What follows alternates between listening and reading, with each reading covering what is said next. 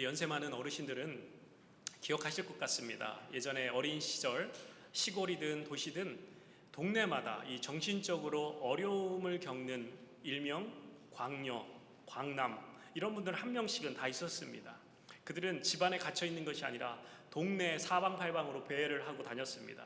머리에 꽃 하나 이렇게 꽂고 실실 웃으면서 아이들이 쫓아다니면 이따금씩 아이들이 쫓아다니면서 구경도 하고 놀리곤 했지만 이렇게 옛날에 우리나라에 정신이 나간 분들, 이런 분들이 혼자 희죽희죽 웃고 소리도 지르고, 그런 분들이 교회에 나타나면 귀신 들렸다고 해서 막 귀신아 떠나가라 이게 쫓기도 하는 그러한 장면들을 저도 본 적이 있는데요.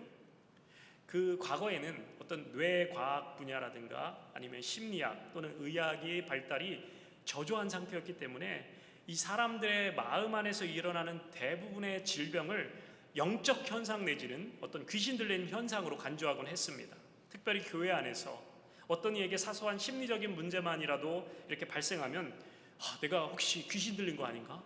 라는 생각, 그래서 소위 영빨이 있는 사람들에게 찾아가서 이렇게 축사 기도를 받는 일들도 많았습니다. 아마도 한국의 70년대, 80년대 한국 교회 안에 이 베레아 운동이 왕성하게 일어났기 때문이지 않을까 싶습니다. 여러분, 믿음 좋은 사람들도 암에 걸릴 수 있습니다. 믿음 좋은 사람들도 당뇨나 혈압이나 심장질환 같은 각종 질병에 걸릴 수 있는 것처럼 이 마음의 병이 믿음 좋은 사람들에게도 찾아올 수 있습니다. 과거의 어떤 충격이나 트라우마로 남아서 퍼스널 디스오더, 인격장애로 나타난다거나 아니면 어떤 호르몬이나 뇌에서 일어나는 화학적 불균형 때문에 어떤 정신분열 내지는 공황장애를 알 수도 있고, 또 여성분들의 같은 경우는 출산 전후나 어떤 갱년기 지나면서 우울증을 겪기도 합니다. 우리가 살아가는 이 시대는 깨어지고 왜곡된 이 세상에서 우리가 사람들이 정말 앓게 되는 마음의 질병들 참 많습니다. 이게 갈수록 다양해지고 정말 많아지고 있는데, 이런 마음의 질병을 다 그냥 영적으로 해석한다 해서 뭐 귀신이 들렸다느니 축기를 해야 된다느니 라고 판단을 해서는 안 된다라는 거예요. 물론 귀신 들림의 현상은 분명히 있습니다. 그러나 우리가 무엇으로 어떻게 귀신 들림을 판단할 수 있을지에 대한 객관적 기준이 모호하기 때문에 저 사람 귀신 들렸다, 저것은 귀신의 역사다라고 함부로 판단해서는 안 된다라는 거예요. 할 수만 있다면 전문가들의 도움을 받아야 되겠고요, 하나님과의 깊은 인격적 사귐을 통해서 우리의 아프고 상처난 내면이 치료받아야 된다는 것입니다. 물론 그보다 더 근본적으로 이 영적인 세계를 이해한다면 이 시대 자체가 귀신 들린 시대다라고 표현해도 틀리지 않습니다. 왜냐하니까 에베소서 2장 2절에 보면 마귀를 공중에 권세 잡은 자다라고 표현하고 있습니다. 이 공중은 세상을 의미합니다. 사탄은 이 시대를 장악해서 거짓의 아비가 되었고요, 사람들로 하여금 무엇인가 사로잡히게 만든다라는 것이죠. 그래서 돈에 사로잡히든 아니면 탐욕에 사로잡히든 거짓과 욕망이나 아니면 어떤 이상한 그 세상적인 바람, 추구 이런 것들에 구속당한다라는 것이죠. 그래서 원론적으로 말한다면 이 모든 것은 사탄의 역사가 맞습니다. 이 사탄의 주된 전략은요, 속임수예요. 하지만 여러분, 오늘날에도 예수 그 이름에 사탄의 권세를 제어하는 능력이 있음을 믿습니다. 아멘. 이 귀신을 내쫓는 권능이 예수 그리스도의 이름 안에 있다는 거예요. 예수의 그 이름은 모든 능력 위에 뛰어난 이름이기 때문에, 예수 그 이름 구원의 이름이기 때문에 예수 이름 앞에 모든 사탄 마귀는 벌벌 떠는 줄로 믿습니다. 여러분, 복음서에서 보면 예수님을 만난 사람들의 이야기를 우리가 보다 보면 그들이 예수님을 만나서 병에서 고침받습니다. 묶여있던 귀신이 떠나갔습니다. 장님이 눈을 뜨고 또 귀머거리가 듣게 되었습니다. 문둥병자가 깨끗이 치유되었습니다. 그렇다고 해서 귀신을 쫓아내고 병에서 고침받고 이런 어떤 신비적인 체험을 하는 것이 기독교 신앙의 본질이라고 말할 수는 없습니다. 이러한 예수님의 축기 사역 그리고 병고침 사역을 통해서 하나님 나라는 어떤 것인가, 예수님은 어떤 분이신가를 알려주고 있습니다. 그래서 우리가 본질을 놓치고 어떤 현상만 쫓아가다 보면 우리의 신앙이 엉뚱한 방향으로 왜곡될 수 있다는 것입니다. 꽤 오래된 이야기인데요, 한 10여 년 된 이야기인데요, 이 미국에 뱀을 잘 달아서 뱀 목사라고 불렸던 켄터키주의 한 목사 제이미 쿠츠라는 목사가 뱀에 물려서 사망했습니다. 이 유명 다큐멘터리 채널 내셔널 지오그래픽에 출연해서 이 목사가 뱀 다루는 모습을 보여줬던 그는 마가복음 6장 18절에 16장 18절에 뱀을 집어올리며 무슨 독을 마실지라도 해를 받지 아니하며, 이 말씀을 토대로 독사에 나는 절대 물리지 않는다, 아니 내가 독사에 물리더라도 해를 입지 않는다라고 주장했습니다. 그리고 진짜 예배 시간에 뱀을 다루다가 결국 뱀의 귀가 물렸고 구급차가 왔음에도 나는 병원에 안 갈 거야 거부하였습니다. 그리고 시간이 지나면서 독이 온몸에 퍼졌고 몸이 퉁퉁 불어 사망하는 어처구니 없는 사건이 뉴스를 통해 전해졌습니다. 여러분, 하나님의 말씀은 그런 식으로 위험을 무리하게 감수하며 자신의 어떤 능력을 확증하라고 주신 말씀이 아닙니다. 이것은 헛된 영웅주의의 행태일 뿐이죠. 말씀을 시험하는 것은 잘못된 형태입니다. 성경 말씀은요, 항상 문맥에 따라서 이해해야 됩니다. 성경 전체가 말씀하는 그 말씀, 그 해석 전체를 잘 이해하고 말씀을 살펴야 됩니다. 무턱대고 내가 좋아하는 성경 구절 택해서 내 마음대로 해석하고 적용해서는 안 된다라는 것이죠. 자, 오늘 본문에도요, 우리가 잘 아는 말씀, 우리가 소중히 여기는, 그래서 힘이 되는 말씀이 나옵니다. 무슨 23절 말씀이죠. 23절, 할 수 있거든이 무슨 말이냐? 믿는 자에게는 능치 못할 일이 없느니라. 제가 개인적으로 한국에서 대학교 시험 떨어지고 재수할 때, 그 힘든 시간을 보낼 때 가장 많이 암송하고 붙들었던 말씀이 바로 이 말씀이에요. 할 수 있거든이 무슨 말이냐? 믿는 자에게는 능치 못할 일이 없느니라. 이 말씀 막 붙들면서, 또 빌립보서 4장 13절, 내게 능력 주신 자 안에서 내가 모든 것을 할 수 있느니라. 주여 믿습니다. 아멘, 믿습니다. 저 좋은 대학 합격하게 하실 줄로 믿습니다. 우리가 이런 말씀을 막 애우면서 그 전능하신 주님의 능력으로 우리는 무엇이든지 할 수 있다. 그래, 나는 할 수 있다. 그러면서 우리의 마음을 다잡고 가슴이 뜨거워지고 주님의 권능으로 막 지혜가 임해서 공부도 다 잘 되고 시험 볼 때마다 정답이 비켜가지 않고 막 심지어 찍는 것까지 다 맞는 그런 역사를 우리는 기대합니다. 근데 여러분, 이 말씀은요, 주님을 잘 믿으면 주님께서 능력을 주심으로 우리는 뭐든지 다 할 수 있다, 이런 의미가 아니고요, 바울이 모든 환경이 궁핍하고 부족하지만 참고 인내하는 자족의 비결을 배웠다라는 의미였습니다. 내게 능력 주시는 자 안에서의 능력은 무엇든지 할 수 있는 힘이 아니라 어려운 환경에서, 궁핍하고 어려운 환경에서도 잘 참고 인내할 수 있는 비결을 의미합니다. 이처럼 오늘 본문의 23절도 이 문맥 속에서 말씀의 진리를 살펴봐야 한다라는 거예요. 할 수 있거든이 무슨 말이냐? 믿는 자에게는 능치 못할 일이 없느니라.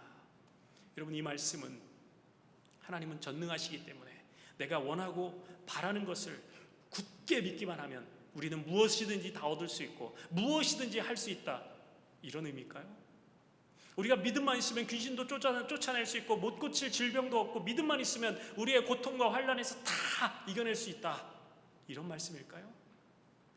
만약에 그렇다면 우리는 결국 우리가 오늘날 겪게 되는 모든 어려움, 모든 고통은 믿음이 없기 때문에 겪는 고통으로 결론을 내릴 수밖에 없습니다. 자, 그런데 과연 그러한가? 예수님이 말씀하신 믿는 자에게는 능치 못할 일이 없느니라, 이 말씀의 의미가 무엇인지 우리가 함께 고민하고 우리가 말씀 안으로 한 걸음 더 깊이 들어가 보도록 하겠습니다. 오늘 본문의 14절 말씀 한번 볼까요? 자, 14절 넘겨주시고 네, 14절. 네, 그냥 우리가 성경으로 읽겠습니다. 14절. 이에 그들이 제자들에게 와서 보니 큰 무리가 그들을 둘러싸고 서기관들이 그들과 더불어 변론하고 있더라. 자, 오늘 우리가 읽은 이 본문의 바로 앞 사건은 어떤 사건이냐면 변화산 사건입니다.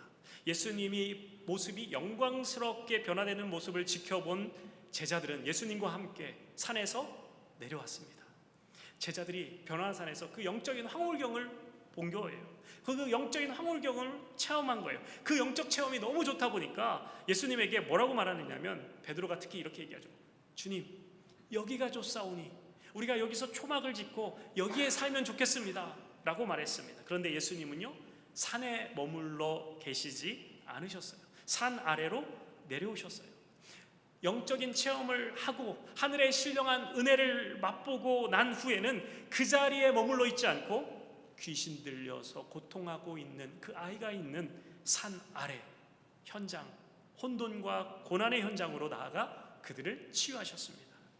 우리가 이렇게 주일날 예배에 나와서 예배를 통해 기도와 말씀을 통해서 은혜 받고 영적인 체험들도 하셔야 됩니다. 그런데 거기에 머물러 있어서는 안 된다라는 거예요. 우리의 각자의 삶의 현장으로 나아가야 합니다. 세상으로 내려가서 고통받으며 힘겹게 살아가는 사람들을 치유하는 자리로 우리가 나아가는 것, 이것이 주의 일이고 우리에게 위임하신 우리의 사명입니다.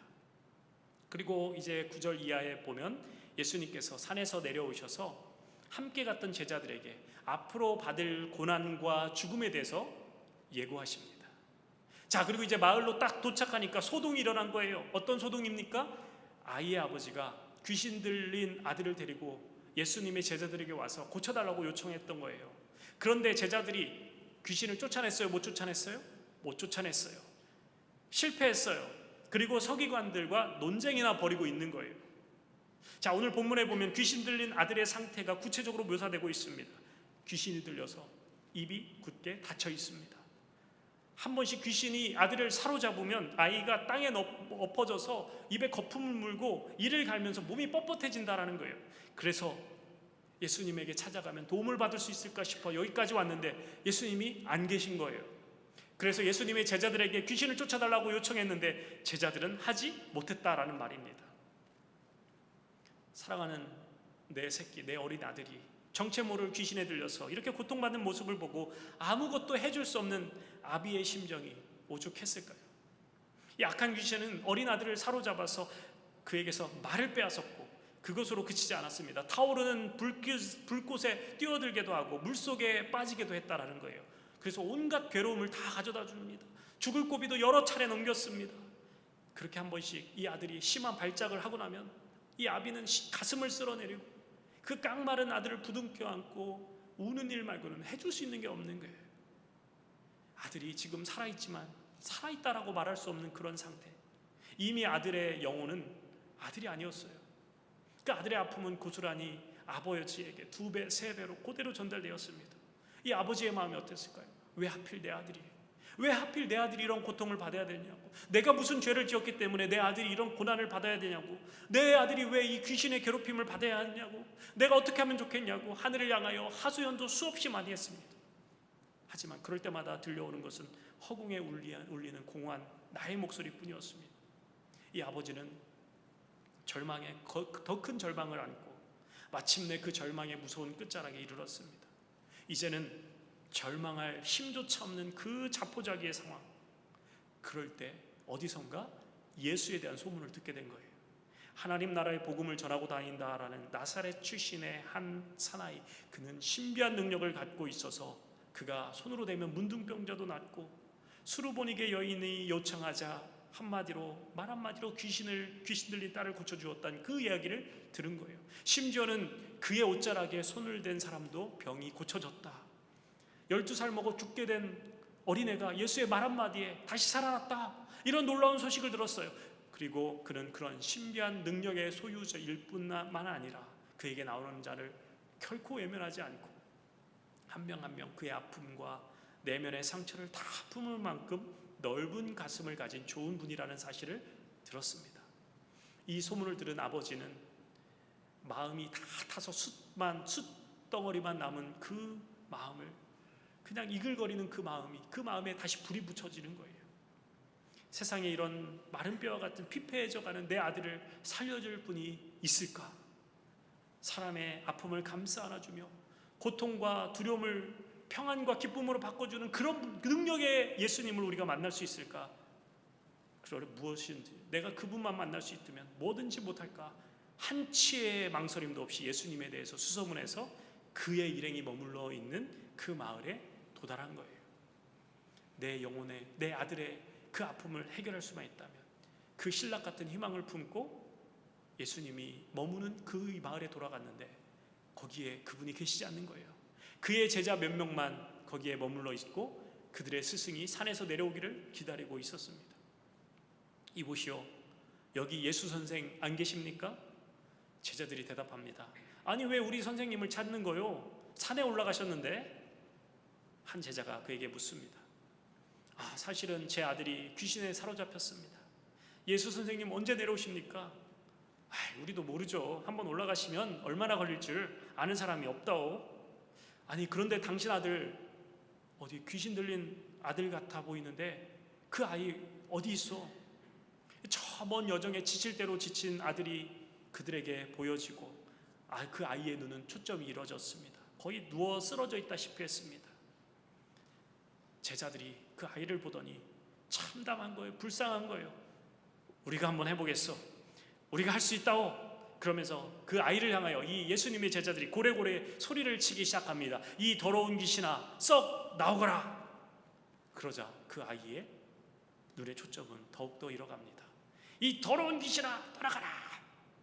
우리 선생님의 이름으로 명하노니 떠나가라.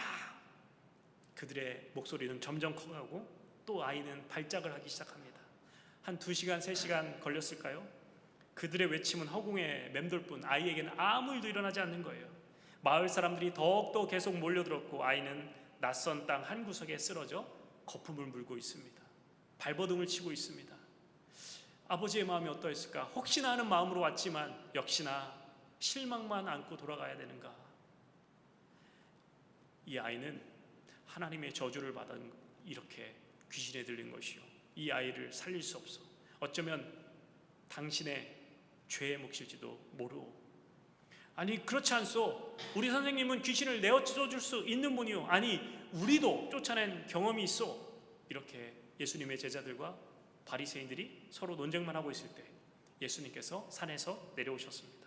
그러면서 예수님께서 너희가 무엇을 가지고 그들과 변론하느냐? 이때 아비는 직감적으로 알았을 거예요. 저분이 내가 찾던 그 예수님이구나. 15절에 보면 무리가 곧 예수님을 보고 매우 놀라며 달려들었다라고 말씀합니다. 여전히 예수님에게서 변화산의 그 영광스러운 모습이 남아 있었던 것입니다. 자, 그리고 17절 18절 말씀 보십시오. 17절 18절 우리 함께 읽어볼까요? 17절과 18절 시작. 무리 중에 하나가 대답하되 선생님, 말 못하게 귀신 들린 내 아들을 선생님께 데려왔나이다. 귀신이 어디서든지 그를 잡으면 거꾸러져 거품을 흘리며 이를 갈며 그리고 파리해지는지라. 내가 선생님의 제자들에게 내쫓아달라 하였으나 그들이 능히 하지 못하더이다. 아버지가 예수님께 나가 말하는 거예요. 선생님, 제 아들 좀 살려주십시오. 귀신에 사로잡혀 말도 못하고 발작만 합니다. 이대로 놔두면 저 아이 죽습니다. 선생님의 제자들은 저 아이 안에 있는 귀신을 쫓아내지 못하였습니다. 자, 그러니까 예수님께서 이렇게 대답하시죠. 우리 19절 말씀 읽습니다. 19절 시작. 대답하여 이르시되 믿음이 없는 세대여, 내가 얼마나 너희와 함께 있으며 얼마나 너희에게 참으리요. 그를 내게로 데려오라 하시매. 예수님께서 책망하시는 거예요. 믿음이 없는 세대여. 여러분, 이 말씀, 믿음이 없는 세대여, 이 말씀은 이 아이의 아버지에게 하시는 말씀도 아닙니다. 그렇다고 그렇게 내가 제자 훈련을 시켰는데 너희들 그깟 귀신 하나 못 쫓냐? 제자들에게 하시는 말씀도 아닌 것 같습니다. 이 말씀은 예수님의 안타까움을 표현하는 말씀이다라고 여겨집니다. 목자 없는 양같이 유린당하며 고통 가운데 방황하는 온 세대를 향하여 불쌍히 여기며 안타까워하시는 말씀. 이제 얼마 있으면 예수님이 골고다 십자가에서 고난을 당하며 죽으실 텐데 구원을 받아야 할 저들의 비참한 상태가 너무나도 안타깝고 속상해서 하시는 말씀. 그리고 이 말씀은 오늘을 살아가는 저와 여러분들에게도 하시는 말씀이 아닐까 싶습니다. 믿음이 없는 세대요. 경건의 모양은 있지만 경건의 능력을 상실한 오늘의 성도들을 향하여서 교회만 왔다 갔다 하며 아무런 영적인 체험도 없이 그저 어떤 기도의 능력도 경험하지 못하며 종교 생활에 머물러 있는 교인들을 향하여 믿음이 없는 세대요. 타성해졌고 매너리즘에 빠져서 생명력을 잃어가는 교회들을 향한 주님의 한탄이 아니었을까. 믿음이 없는 세대요. 예수님께서 변화산에 계셨을 때 제자들이 아이에게서 귀신을 쫓아보기 위해 얼마나 애를 썼겠습니까? 아마 제자들이 거기에 모여가지고 7, 8명 제자들이 막 통성기도 주야 하면서 통성기도도 했을 것이고 어쩌면 그냥 안찰 기도도 했을지도 몰라요. 그런데 귀신이 안 떨어지는 거예요.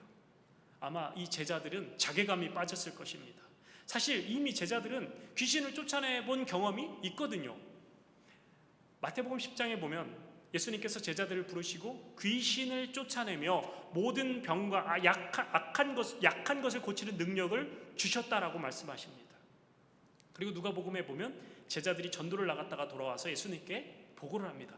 주여, 주의 이름으로 귀신들이 항복하더이다. 아니, 앞서서 분명히 이 제자들이 예수님의 이름으로 기도했을 때 놀라운 역사가 일어났습니다. 귀신이 쫓아갔고 병들이 치유되었습니다. 그런데 왜 그때는 되고 지금은 안 되는 것인가? 예수님께서 분명히 제자들에게 귀신을 쫓아내고 모든 병을 제어하는 권능을 주셨다라고 말씀하셨는데, 그럼 이 아이에게 들어간 귀신은 더 센 귀신이고 높은 계급의 귀신이고 그때는 약한 귀신이었는가? 왜 그때는 되고 지금은 안 되는 것인가? 제자들이 너무나 궁금한 거예요. 그래서 제자들이 예수님께 질문합니다. 28절과 29절, 집에 들어가심에 제자들이 조용히 묻자오되 우리는 어찌하여 능히 그 귀신을 쫓아내지 못하였나이까? 이르시되 기도 외에 다른 것으로는 이런 종류가 나갈 수 없느니라 하시니라. 제자들이 다른 사람 많을 때는 창피하니까 물어보지 못하다가 집에 들어가서 조용히 예수님 귀에다가 물어보는 거예요. 주님, 어찌해서 저희는 그 귀신을 쫓아내지 못했습니까? 그러니까 예수님께서 뭐라고 말씀하세요? 기도 외에는 이런 종류가 나갈 수 없느니라. 한번 따라서 해볼까요? 기도 외에는 이런 종류가 나갈 수 없느니라. 자, 여러분, 기도 외에는 이런 종류, 귀신을 쫓아내는 이 신비한 능력이 나갈 수 없다. 이 말의 의미가 무엇일까요? 기도 많이 하면, 죽도록 기도하면 귀신을 쫓아낼 능력이 있었을 텐데 너희들 기도가 부족했구나. 기도 좀 많이 해라. 이 말씀을 주님이 하시는 것일까요? 여러분, 우리의 삶에 어려움이 닥쳤을 때 그 어려움이 해결되지 않고 여전히 아픔이 있고 여전히 문제가 있는 이유는 여러분 새벽기도 안 나오셔입니까? 기도의 분량이 아직 차지 않아서입니까? 그렇다면 기도를 많이 하고 산기도 하고 철야기도 하고 40일 금식기도 하고 이러면 다 그냥 귀신 쫓아낼 수 있다는 말입니까? 병을 고칠 수 있다는 말입니까? 오늘 예수님은요, 이 말씀은 기도가 능사이고 기도가 모든 문제를 해결하는 수단과 방법이라고 가르치는 말씀이 아닙니다. 물론 여러분, 우리가 기도해야 됩니다. 할 수만 있다면 여러분 기도 많이 하셔야 됩니다. 신앙생활에 있어서 기도생활 너무나 중요합니다. 그러나 그렇다고 해서 이 말씀은 기도 만능론으로 오해해서는 안 된다라는 거예요. 여러분, 복음은요, 나의 능력, 나의 의지, 나의 행위에 따라서 내가 뭔가를 이루는 능력이 아닙니다. 내가 기도했기 때문에 기도한 사실이 조건이 되어서 자동적으로 기도의 응답이 이루어지는 것은 아니다라는 거예요. 복음은요, 아무런 자격이 없고 아무런 가치도 없고 아무것도 할 수 없는 나를 위해서 하나님의 아들 예수 그리스도께서 십자가에서 내 생명을, 주님의 생명을 내어주셨고 구원하신 그 은혜를 믿음으로 우리는 반응만 하면 되는 것입니다. 그래서 거저 주시는 하나님의 선물인 거예요. 주님이 원하시면 오늘날에도 이 순간에도 병에서 치유되고 귀신이 떠나가는 놀라운 기적과 이적의 역사가 일어날 수 있는 줄로 믿습니다. 그런데 이러한 권능이 예수님과 상관없는 제자들이 아무 때나 사용할 수 있는 어떤 그들의 힘, 그들의 권능, 그들 스스로로 주어진 것이 아니다라는 말씀이에요. 기도했더니 기계적으로 어떤 능력이 나타나는 것 아닙니다. 오늘 맥락에서 예수님은 제자들에게 너희가 기도하지 않아서 역사가 일어나지 않았다, 나는 변화산에 올라가서 기도 많이 하고 왔기 때문에 이런 역사가 일어났다, 이 말씀하시는 것이 아닙니다. 여기서 주님이 말씀하시는 기도가 무엇인가 본문에 나와 있어요. 22절 말씀 한번 볼까요? 성경 가지고 계신 분들 22절부터 24절까지 같이 읽습니다. 귀신이 그를 죽이려고 불과 물에 자주 던졌나이다. 그러나 무엇을 하실 수 있거든 우리를 불쌍히 여기사 도와주옵소서. 예수께서 이르시되 할 수 있거든이 무슨 말이냐, 믿는 자에게는 능히 하지 못할 일이 없느니라 하시니 곧 그 아이의 아버지가 소리를 질러 이르되 내가 믿나이다, 나의 믿음 없는 것을 도와주소서 하더라. 주님이 받으실 만한 기도가 바로 여기에 나오고 있어요. 이게 누구의 기도예요? 바로 그 아이의 아버지의 기도예요. 선생님 하실 수만 있다면 우리를 불쌍히 여기사 도와주옵소서. 이미 그 예수님의 제자들이 실패한 것을 봤기 때문에 이 아이의 아버지는 정중하게 예수님께 간청하고 있는 거예요. 무엇을 하실 수 있거든 제발 우리 아들을 불쌍히 여겨주셔서 도와주십시오. 자, 그러니까 주님이 뭐라고 하시는 거예요? 야, 너 지금 방금 뭐라 했어? 뭐? 할 수 있거든? Are you kidding? 너 지금 나랑 장난하냐? 너 지금 내 능력 의심하냐? 예수님이 지금 할 수 있거든이 무슨 말이냐? 이것이 그 아버지에게 역정을 내고 계신 말씀일까요? 아이의 아버지가 하실 수 있다면 우리를 불쌍히 여기소서 하는 그 말은 예수님의 능력을 의심하는 말이 아니라 예수님의 의지를 묻고 있는 질문인 것입니다. 주님이 하시고자 한다면, 주님이 원하신다면 저와 제 아들을 좀 불쌍히 여겨 주시옵소서라는 절박한 간청을 하고 있는 거예요. 예수님께서도 골고다 언덕에서 골고다 십자가를 지기 전에 겟셋마네 동산에서 기도하실 때 내 아버지요, 만일 할 만하시거든 이 잔을 내게서 옮겨 주시옵소서. 예수님이 이 기도 역시 하나님의 아버지의 능력을 의심하는 말이 아니라 아버지께서 진짜 원하신다면 아버지의 의지를 묻는 질문인 거예요. 이 아이의 아버지가 그렇게 공손히 예수님의 의지에 기대어 공손히 간청하고 있습니다. 그러니까 예수님께서 대답하시죠. 할 수 있거든이 무슨 말이냐? 믿는 자에게는 능치 못할 일이 없느니라. 이 말씀도 같은 맥락에서 이해해야 합니다. 너 내가 그런 능력 없는 것으로 생각하느냐?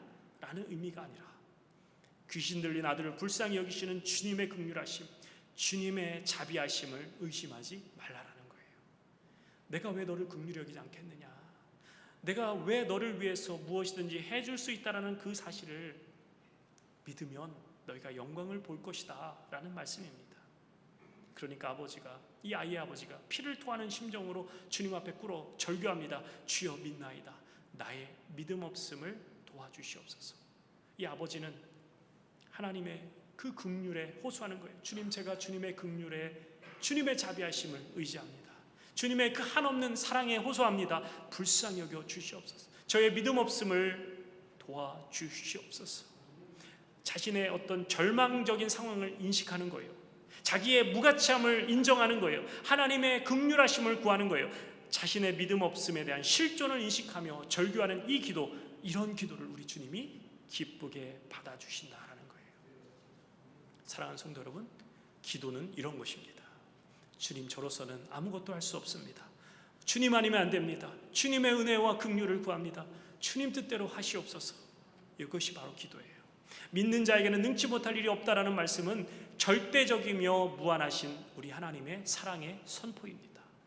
믿는 자는 원하는 거 다 가질 수 있고, 믿는 자는 모든 병 다 고칠 수 있고, 믿는 자는 귀신 다 쫓아낼 수 있고, 믿기만 하면 세상에서 성공하고 부자되고, 이런 자기 확신을 주시는 말씀이 아니다라는 거예요.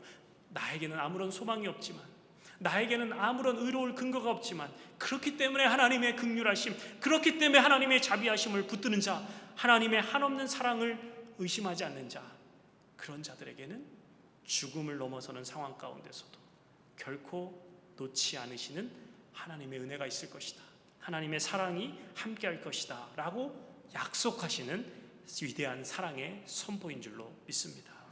여러분, 오늘 본문의 이 변화사 사건과 바로 이어서 30절에서 말씀하는 예수님의 십자가의 죽음과 부활에 대한 가르침으로 바로 연결됩니다. 그렇기 때문에 예수님의 십자가의 죽으심과 부활을 통한 이 구원을 보여주시는 사건이 바로 오늘 이 본문의 사건입니다. 예수님께서 십자가에 죽으시고 사망 권세 이기시고 부활하심으로 능치 못함이 없음을 우리에게 확증하여 보여주셨다라는 거예요. 죄를 사하는 권세, 사망 권세를 이기는 권세, 능치 못하심의 최고봉이 바로 그것입니다.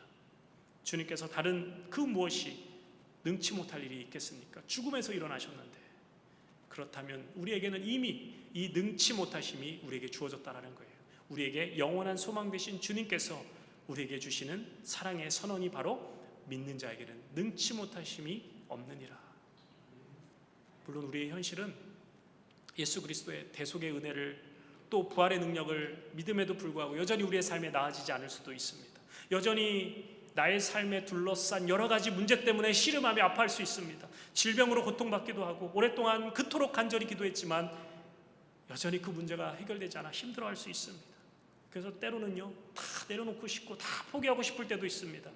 그토록 간절히 기도했음에도 불구하고 세상은 여전히 귀신에 사로잡혀 있음을 보게 됩니다. 우리가 그럴 때마다 우리 마음 가운데 이런 의심이 듭니다. 혹시 주님 저 포기한 것 아닙니까? 주님 나를 떠나신 것은 아닙니까? 우리 주님 전능하신 게 맞습니까? 이런 의심이 우리에게 찾아올 때 우리도 이렇게 기도해야 됩니다. 주님, 제가 믿습니다. 나의 믿음 없는 것을 도와주옵소서.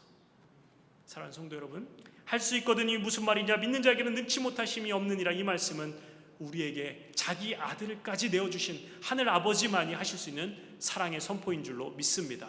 이 선포를 우리가 받았으면 그 선포 때문에 우리는 주님께 나와 무엇이든지 기도하며 간구할 수 있는 거예요. 로마서 8장 32절에 자기 아들을 아끼지 아니하시고 우리 모든 사람을 위하여 내주시니가 어찌 그 아들과 함께 모든 것을 우리에게 주시지 않겠느냐. 자기의 사랑한 소중한 독생자를 우리에게 내어주셨는데 그 무엇이 아까워서 너희에게 주시지 않겠느냐. 하나님의 하나님 되심을, 하나님의 사랑을 의심하지 말라라는 거예요. 주님이 원하신다면 주님 제병 고쳐주시옵소서. 주님이 하시고자 하신다면 저의 이 어려움 해결하여 주시옵소서. 주님 불쌍히 여겨주시고 긍휼히 여겨주시옵소서. 우리는 그렇게 기도할 수 있습니다. 그렇게 전심으로 주님께 나와 주님의 긍휼과 은혜를 구할 수 있습니다. 그렇게 기도할 때 우리 하나님 능치 못하심이 없는 전능한 하나님이시기에 가장 좋은 것으로 우리가 알지 못하는 크고 은밀한 방법으로 우리에게 응답하실 줄로 믿습니다. 아멘. 기도하겠습니다. 하나님 아버지,